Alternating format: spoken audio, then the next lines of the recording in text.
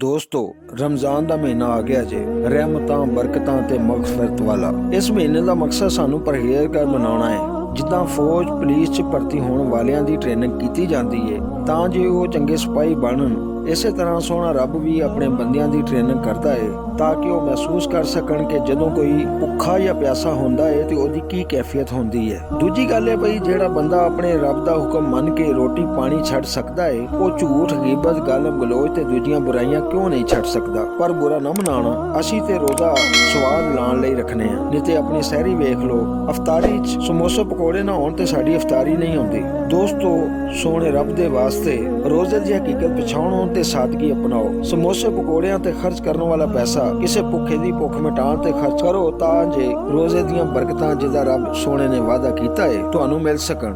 ਮੈਂ ਜੇ ਕੋਈ ਮਾੜੀ ਗੱਲ ਕੀਤੀ ਹੈ ਤਾਂ ਕਮੈਂਟ ਬਾਕਸ ਵਿੱਚ ਆਪਣੀ ਰਾਏ ਦਾ ਜ਼ਰੂਰ ਇਜ਼ਹਾਰ ਕਰਨਾ। ਤੁਹਾਨੂੰ ਸਭ ਨੂੰ ਰਮਜ਼ਾਨ ਮੁਬਾਰਕ ਹੋਵੇ।